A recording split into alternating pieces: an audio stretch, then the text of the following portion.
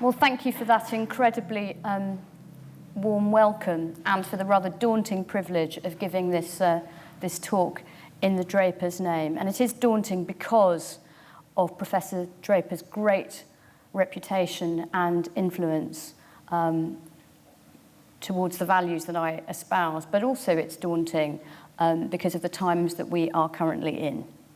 And you'll forgive me suggesting that they are rather challenging times for those of us who still believe in fundamental rights and freedoms, believe that they are universal, and believe that internationalism and globalization shouldn't just be for organized crime, for terrorism, for big business and big government. It ought to be for human beings and human values as well. My talk is called On Liberty, which is coincidentally the title of the book, and I'm going to use the book a bit as a framework for this talk and read a little from it, but not too much, because I know that can be dull when people just read screeds from their book.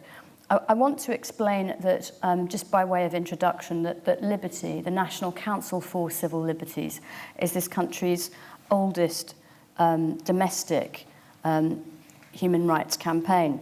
And it was founded in 1934, so those of you that are better at maths than I am will know that we are 80 years old this year. That's Botox for you. 1934, 2014, perhaps you couldn't possibly have two more different moments in human history. What do these years possibly have in common? I can hear you asking yourselves right now. 1934, we really had no TV, let alone reality TV or CCTV. In 1934, we hadn't discovered DNA, let alone invented the internet. So many differences. And yet, in 1934, you will recall that we were living, didn't know it yet, but between the shadows of two great wars. And people living had experienced the horrors and terrors of war. In 1934, it was a time of great economic austerity and uncertainty.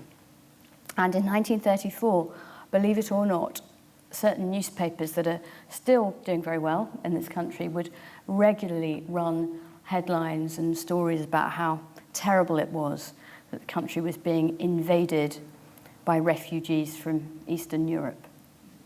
Same newspapers, by the way. You can guess. But the particular trigger for the foundation of my organisation, the organisation over which I am caretaker for this moment in time, was that hunger marchers had come from the north of the country and assembled in Hyde Park. And they had promptly been duffed up by the Metropolitan Police. For the non-lawyers in the room, that's a very technical jurisprudential term. You can tell that I'm a lawyer sort of in recovery, or perhaps in remission, you know. Perhaps you never really recover. And by the way, this book, which my 12-year-old son calls a short book with large font, Mum, is not a law book. It's not even a book of great political philosophy. It is supposed to be my argument for retaining human rights, and in particular the Human Rights Act. And let's be clear about that. It's a story, it's a journey. It talks a bit about my career journey from being a young lawyer in the Dark Tower, otherwise known as Mordor. Abandon all hope ye who enter here. Welcome to any government lawyers who have come to claim asylum this evening. It's my journey from that place where I learnt my human rights law effectively in the Home Department to Liberty, where I started work actually the day before 9/11. I'm not a Jonah, you understand. Though the Sun newspaper once called me the most dangerous woman in Britain. Be afraid. Some people just begin to squirm in their seats at this point. And it tells the story of the war on terror and its impact on the human rights discourse in this country and the infant years of our modern British Bill of Rights, the Human Rights Act. and all the tensions that are inevitable in that period. And it is ultimately a story, but also an argument for the retention of human rights values and the Human Rights Act in particular. So the hunger marches had been duffed up by the Metropolitan Police. And in particular, the device employed was that undercover police officers dressed as hunger marchers and misbehaved in order to justify and provoke a more violent policing response. That would never happen today, would it? The use of agent provocateur never happens. And yet you've read stories in recent years, have you not, of undercover police officers who went deep into the environmental movement, right? Undercover officers so deeply undercover that they had to impersonate protesters for up to 7 years at a time, gathering intelligence into these so-called domestic extremists, and that gathering of intelligence justified forming intimate relationships with women, having children with those women, and they were undercover police officers. And we've learnt, have we not, in recent years, that when one would have hoped that the police would be investigating the murderers of Stephen Lawrence, instead, undercover officers were placed in the family home to investigate my friend and fellow Olympic flag carrier, Doreen Lawrence, now the Baroness Doreen Lawrence of Clarendon. So this is so some things change, ladies and gentlemen, and some things don't change nearly enough. And so a group of people far smaller than the generous audience in this room decided something must be done, and they met in the crypt of St Martin in the Fields Church, not so very far away from here. And I guess today they would have tweeted or blogged or set up a Facebook group or something like that. But they couldn't do that because remember, it's 1934. So instead, they wrote a letter to what was then the Manchester Guardian newspaper, is of course today the Guardian. It was an interesting ragbag of people who you'll never have heard of, like Clement Attlee and H.G. Wells and Edith Summerskill and Harold Lasky, and the list goes on. And it's funny because so many of them were great writers, but goodness me, a letter drafted by committee is never the most beautiful thing. But the sentiment was nonetheless a beautiful thing. And they said that they'd been horrified by what had happened, and so they had that day, it was February 1934, decided to form the National Council for Civil Liberties to keep watch, they said, over the whole spirit of liberty in our country. And that's now my job and the job of my fellow members of Liberty and my mostly young colleagues, many of them lawyers, but again, not all lawyers, who choose not to use their considerable skills and talents and qualifications to make a fortune in the City of London. Nothing wrong with that. If you want to join Liberty and become a major donor, you'll be very welcome.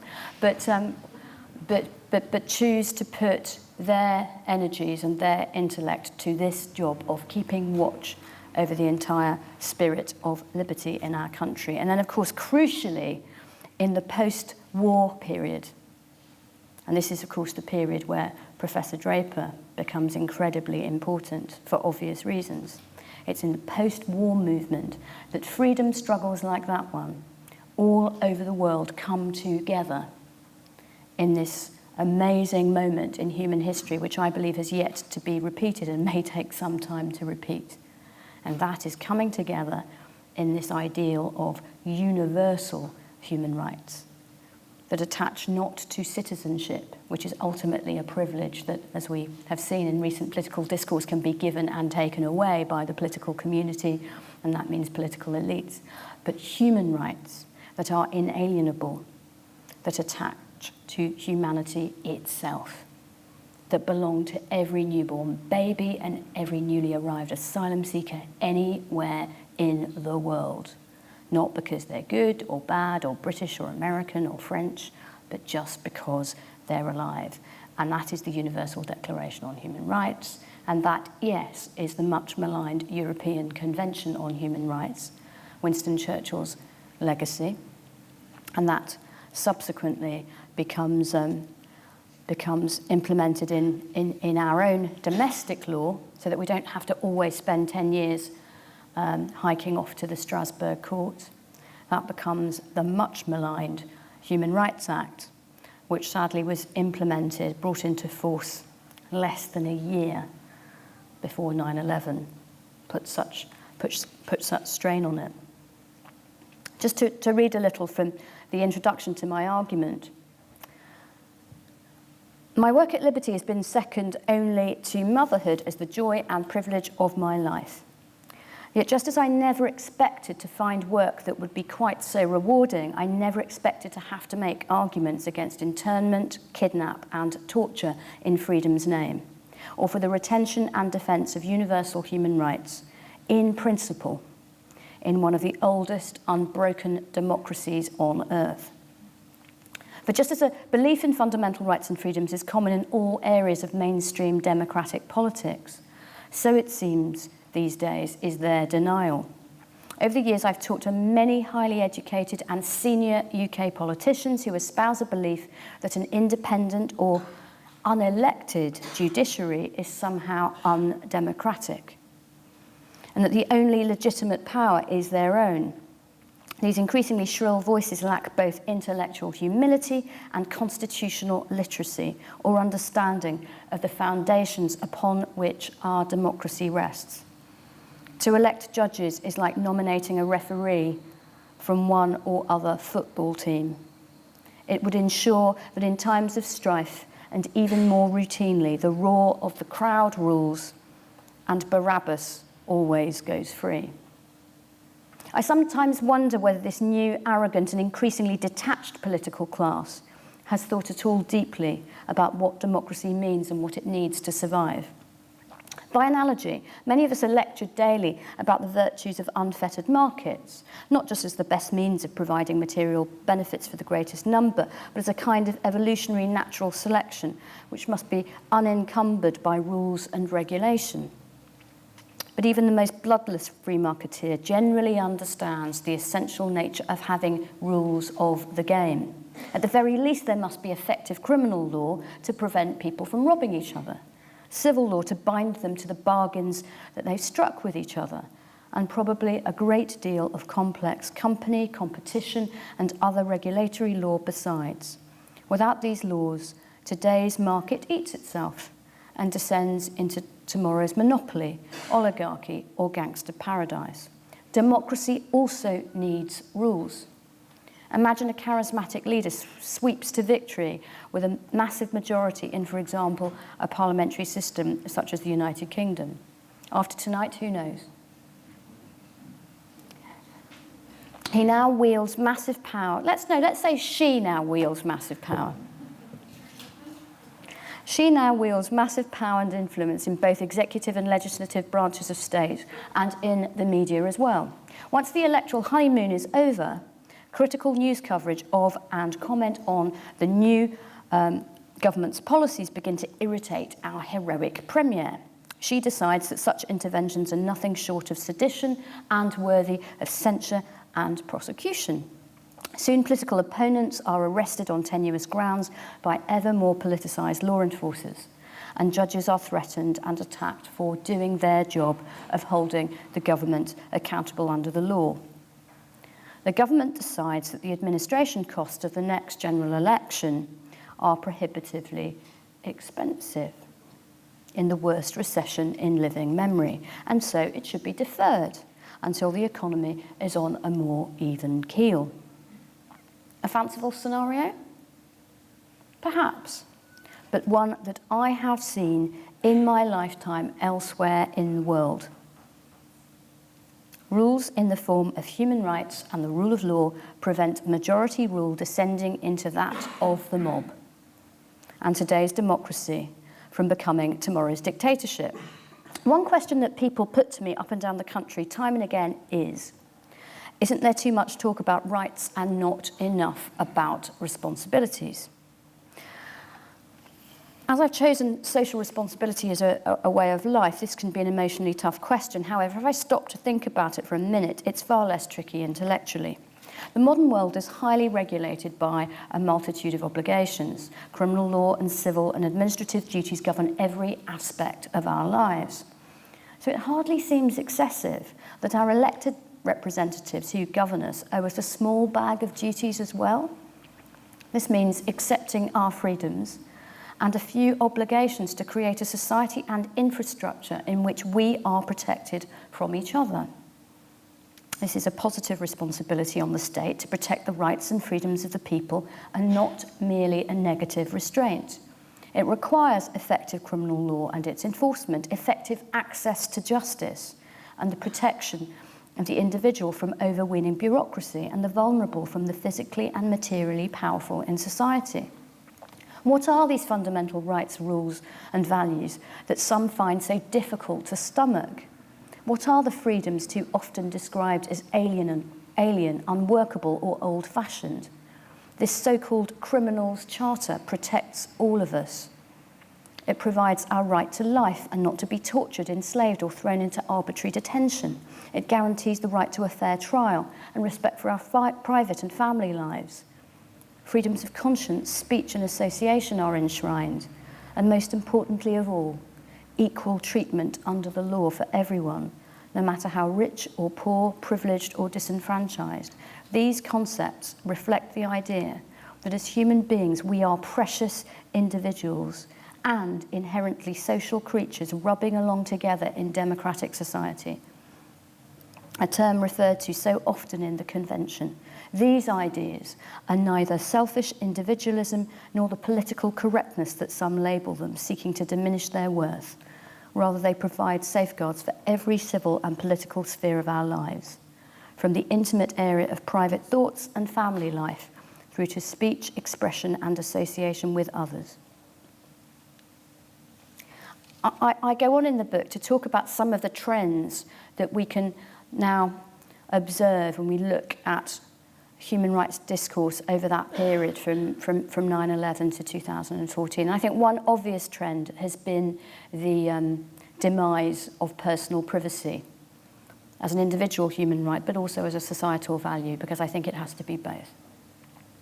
And one obvious reason for this, I suppose, is, understandable, legitimate fears of crime and terrorism and so on.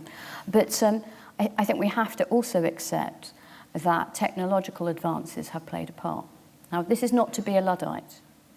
I love my iPhone as much as anyone else, but this cool technology is great fun for the individual and great fun for the corporates and great fun for the securocrats, but it brings challenges as well as opportunities. And it seems to me that what's happened here is that technology has moved apace, but the culture, the ethics, the politics, and the law have not kept up. This is a revolution. This internet technology is a revolution like the printing press.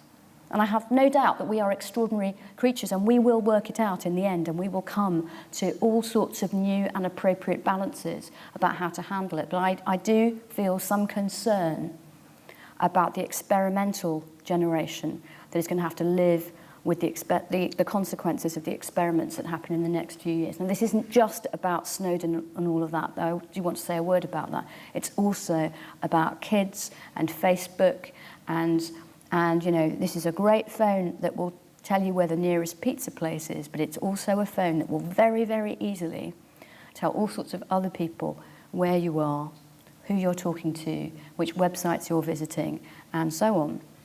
Which brings me to a recurring theme of the last more than decade. What's the problem? The innocent have nothing to fear, right? You heard that before? Nothing to hide, nothing to fear. Nothing to hide, nothing to fear. Which is the link, of course, to what governments have been doing in our name, but without our knowledge, let alone our consent. And this isn't a debate about the balance between privacy and security anymore. This is an argument about basic democracy and the rule of law. Because what Mr. Snowden's revelations have led us to is an understanding that whole civilian populations have been subject to mass surveillance outside a statutory framework. And there have been attempts to legislate that have been rejected and dropped. You know, sometimes governments call it communications, data retention, blah, blah, blah, and we call them the Snoopers Charter. And that's an interesting study in Orwell's The Politics of the English Language that some of you may know. But the point is this, that legislation was not passed. And governments on both sides of the Atlantic and elsewhere, we now know, have been doing backdoor deals with communications companies, and they've been trading with each other on the basis that there are lesser protections for foreign nationals and foreign interceptions than for your own nationals, and they do a trade. And they've been doing these deals, no doubt for laudable reasons, but they've been doing them without our democratic consent.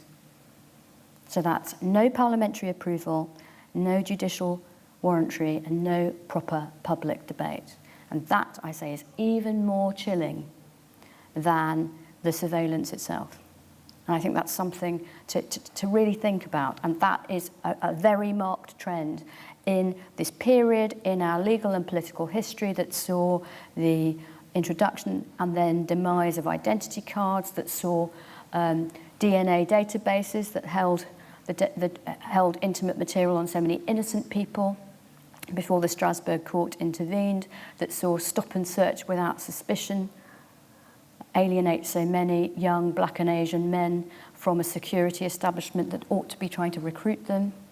This has been a difficult period, to say the least, for the value of personal privacy, which, of course, is enshrined in Article 8 of the Convention, now in the Human Rights Act. And if you ever wonder why it is that certain media outlets are so inherently and violently and consistently hostile to human rights principles, you might think about the fact that the Human Rights Act created the first entrenched, or the first statutory right to respect for your personal privacy.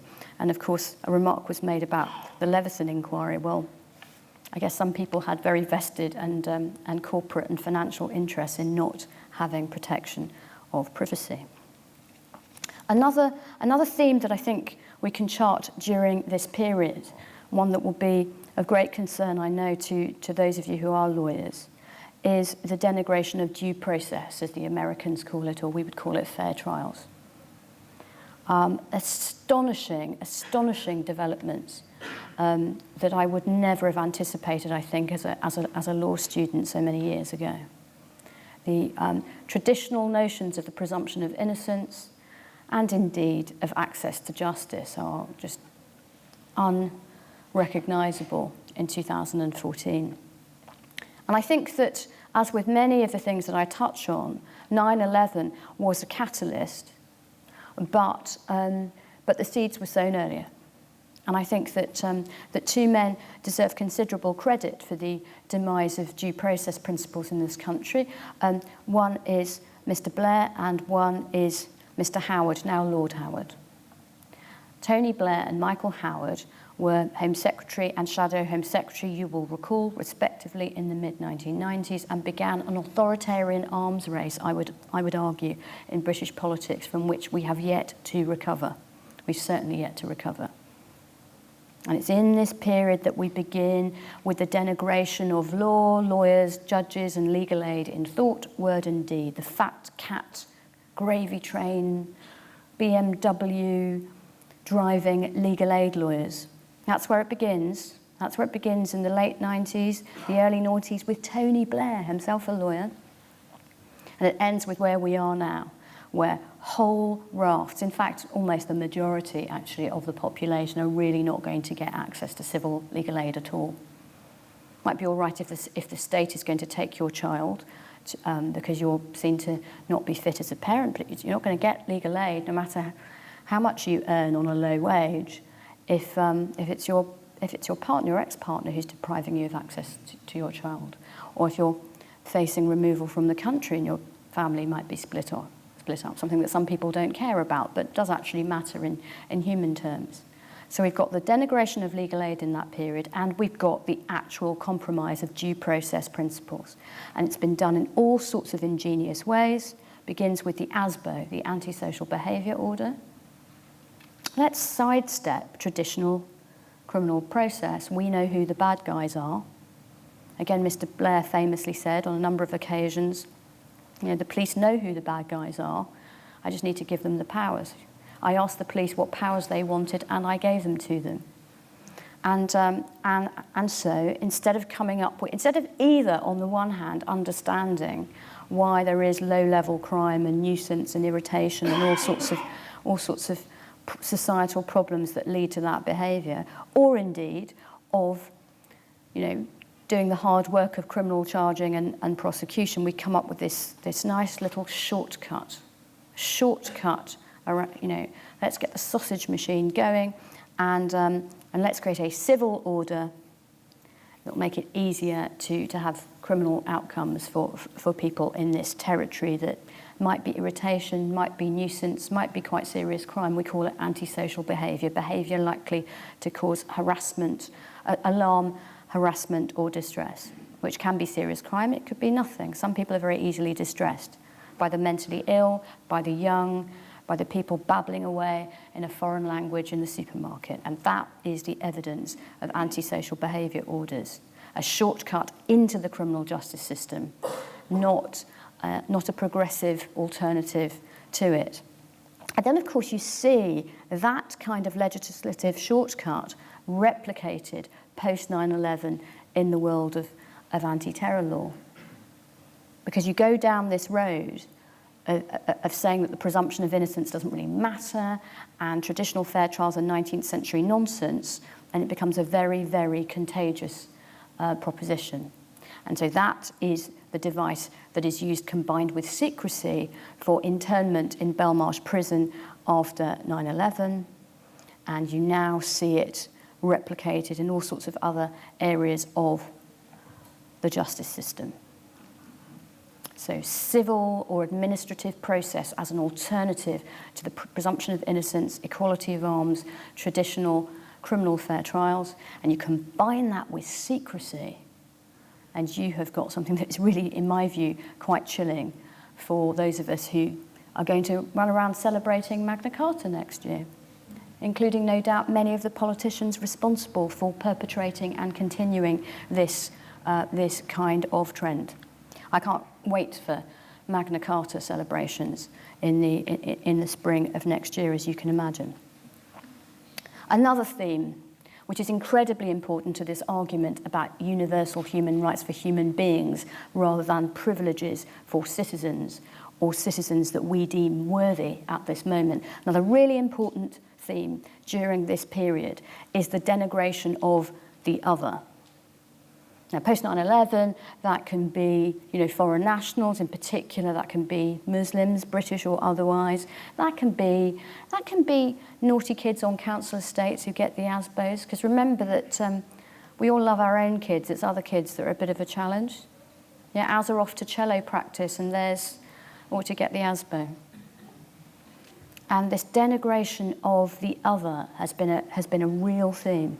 And when I hear the sort of arguments in favour of this proposed British Bill of Rights and Responsibilities with common sense, I don't want to say I'm a Jonah, but of course that announcement came the day after my book was published on the 2nd of October.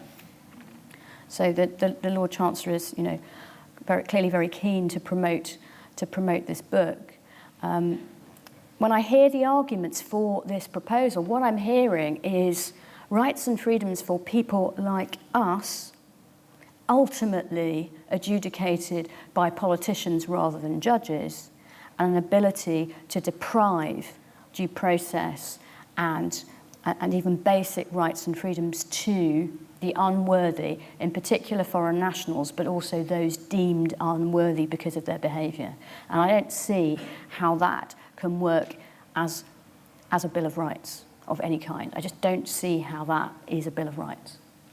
That is a bill of convenience to politicians of the day. That is not what any constitutional lawyer or any lawyer anywhere in the world would call a Bill of Rights.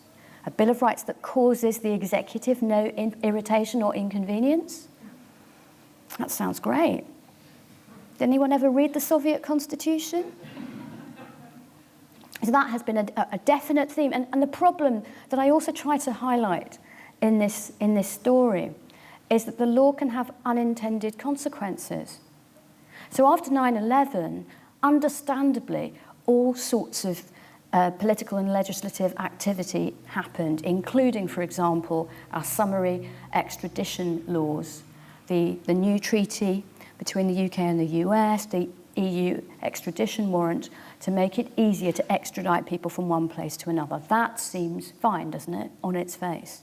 But when you remove the requirement for any basic case to be shown in a local court, you are creating something that is potentially punishment in itself for people who will be taken from their family and potentially their language, their legal system, their jobs, their support networks to, great, another European country, to the United States. That sounds fine. Perhaps you'll get a fantastic trial in a year or two's time. Perhaps, but what about that period while you're waiting as a fugitive offender? That can be punishment in itself. And a basic evidential case has never even been tested in a local court. But we let that go because it was going to be jihadis, wasn't it? And who was the biggest core celeb under that arrangement? It was Gary McKinnon from Wood Green, the man with Asperger's on the autism spectrum, who, I can't use my iPhone properly, but he managed to hack into the Pentagon computer while looking for UFOs online. And of course, the Pentagon, the geniuses at the Pentagon, I wonder if there are any of you here tonight, should have given him a job in cybersecurity, but instead decided he should face summary extradition as public enemy number one, And then there was Christopher Tappan from Orpington, a pillar of the local community and golf club, right? Who was running his import-export business, again, probably a lot of it on the telephone and online, said he provided freight, that's what he did, freight, and he was accused of moving batteries from the UK to Holland that would then end up as part of the Iranian nuclear program.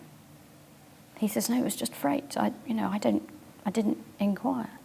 And of course, he was shipped off at a fairly ripe old age with a sick wife and all sorts of responsibilities to face trial and all the pressures that come with the plea bargaining and so on in Texas. And when he stood on the tarmac at Heathrow Airport, he said, "This is a disgrace. I'm off to Texas without a case shown in a local court, but Abu Qatada is for the moment still here." Have you heard of Mr. Qatada? I always feel that I should bring it up first because he follows me around like a stalker ex-husband or boyfriend or something. And you know how the French say that a meal without wine is like a day without sunshine? For me, it's a public lecture without mention of Mr. Qatada, who, of course, for a long time was the stone in the shoe of successive Home Secretaries who wanted to deport him on national security grounds. He did some time in Belmarsh under the internment policy, etc., etc., etc. Nobody ever charged him. He was supposed to have been soliciting and inciting murder and all sorts of things. Nobody ever charged him with a criminal offence in the UK. He was going to be deported, but there was a fear of torture or a fear of conviction on the basis of torture evidence back in Jordan. This went on for years and years and years, and then we have the debate about torture, which we can touch on in a moment. But I would say if torture is wrong, if we still believe, so many years after Professor Draper's work at Nuremberg, if we still believe as modern enlightened people that torture is wrong, should you be able to get around it by saying, but I'm just sending someone to another place where they do torture, right? And if deportation to a place of torture is all right, then is extraordinary rendition, which, by the way, is not beautiful singing or wall plastering, is extraordinary rendition okay as well? What's really the distinction? But anyway, in the end, Mr. Qatada was deported, lawfully deported, by our current Home Secretary, Mrs. May, because she secured an amendment to the Jordanian constitution to the effect that they wouldn't do torture and they wouldn't try people on the basis of evidence gained by torture anymore. What a human rights heroine she could claim to be, couldn't she? I have, abided by court judgments. I have not deported Mr. Qatada in breach of any court. I have waited. And not only have I not done that for this man, I have also changed the constitution of Jordan so there won't be. It's amazing. She could have been, you know, she could have been the most progressive Liberal Home Secretary since Roy Jenkins, right? Except you're not laughing. But no, she went to the House of Commons and said, this has taken far too long, let's scrap the Human Rights Act, which I suggest in the book is really stealing defeat from the jaws of moral victory. But there you go. Perhaps we can touch on just one more theme that I find the darkest theme, the one that I would never, ever have predicted in this period, and that is the flirtation with torture. We can have debates about how much privacy versus how much security. We can have debates about how much legal aid costs. We can have debates about, you know, whether traditional fair trials are 19th century nonsense, but are we really going to have debates about torture? It would seem so. It would seem so. Another, just a short bit from the book, if I may. If there's a special place in hell for the doctors who participated in torture by way of medical experiments in the darkest moments of the 20th century, what about the lawyers who excused and legitimised torture with the thought experiments of the 21st? As late as January 2014, the former top CIA lawyer, John Rizzo, was promoting his aptly titled book. See, that's what we clapped-out lawyers do. We just run around promoting our books. His aptly titled book, Company Man, with media appearances in which he justified torture techniques, including sleep deprivation, cramped confinement, placing suspects in stress positions, and waterboarding them. In an interview with Gordon Carrera for BBC Two's Newsnight programme, Rizzo, the company man, admitted that he had reinterpreted the word torture to suit his clients, and that the justification was fear of another 9/11 rather than any obvious legal reasoning. In the follow-up studio debate that I had with the eminent retired Harvard law professor Alan Dershowitz, the once renowned liberal lawyer argued that while he didn't personally approve of torture, as it happens anyway, it ought to be legalised and subject to signed warrants. He made an analogy with the death penalty, which on reflection seemed to reveal how the huge barbarism of that continuing practice in the United States can be used incrementally to justify everything from drone strikes and targeted assassinations to torture. Because I suppose that if you believe in the death penalty and have it at the heart of your justice system, it would seem reasonable to assassinate Osama bin Laden. He was, after all, the most obvious and notoriously guilty man in the world. So putting him on trial before you execute him is surely just a bit of a circus, and a dangerous one at that. This is what the war on terror was capable of doing to lawyers. It could turn stupid ones into yes men for corner cutting and cruelty, and clever ones into the architects of increasingly Byzantine processes with which to conceal or even legitimise barbarism. That, I think, really was the darkest argument from those against human rights during the war on terror. And I think perhaps one of the arguments that Professor Draper would have had a significant problem with. The idea that we should actually create a process for torture warrants. That was really being suggested. I say at the end of that chapter that I do appreciate that the ticking bomb scenario that's put to me every week of my working life could create, in that moment, in a Benedict Cumberbatch blockbuster, it could create an ethical dilemma for the individual securocrat to have to cope with or deal with. But is that scenario, that imaginative scenario, a justification for changing our legal system to justify and legalise that kind of behaviour? Or shouldn't I, as the individual agent or officer in that scenario, have to take my chances with a jury and throw myself on their mercy for a perverse acquittal? Because For fantasy scenarios where dark practices are acceptable and routine not to become reality, I must be required to weigh the grave potential consequences for me alongside those for the suspect. Neither a Prime Minister nor a judge should be able to dial up or sanction torture, and I should never be able to argue that I was just following orders. That excuse for a chain of command ends humanity and responsibility for all concerned. It didn't work as a defence at Nuremberg in the last century, and it should never be allowed in London, Washington, or anywhere else in this supposedly more enlightened age.